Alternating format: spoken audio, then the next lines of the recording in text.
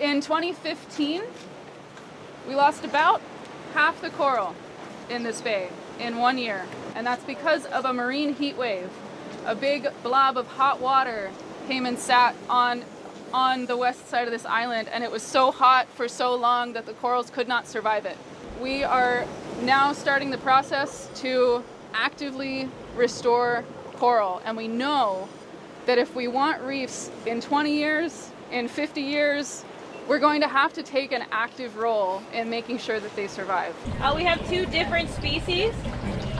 We're mainly going to be working with lobe coral or Carides lobata today, but we have another one to show you one of the other species that we're going to be working with. The corals that we're using today and actually throughout this entire project are corals that have already broken off.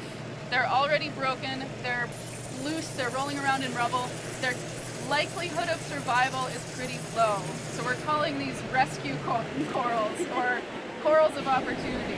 It's amazing to see all these people gathering here today for kind of one reason, to get together and really focus on our reef. I think everyone that has been out here knows all the various things that we're facing with our reefs, all the threats and all the concerns that we have, but really this is how we start to fix them, all for one single purpose, starting with the coral, starting with the habitat, the foundation of our coral reefs, and using that as a catalyst to really expand our restoration thinking. So we can start here, start with the corals, then we can move to the fish, move to the land, move up Mauka. But this is really where it starts. The awe of everything. Like, I was on the beach as the coral was coming up, and I was like, who thought that one day we're gonna have all these people on the shores of Kealakekua with their hands up in the air making formations of the coral and singing to the coral? Who thought of one day we're gonna reestablish and rekindle our relationships to the coral?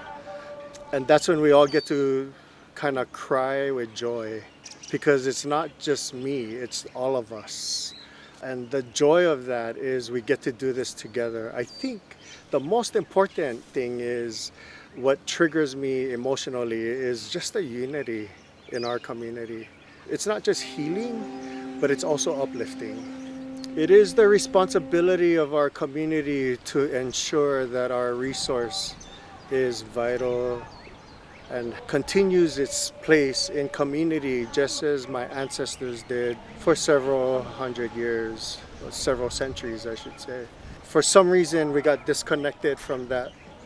So I see this as a rekindling process that would allow our community to reattach, whether it's planting, whether it's taking care of herbivore fishing, whether it's taking care of algae, runoff, whatever it is.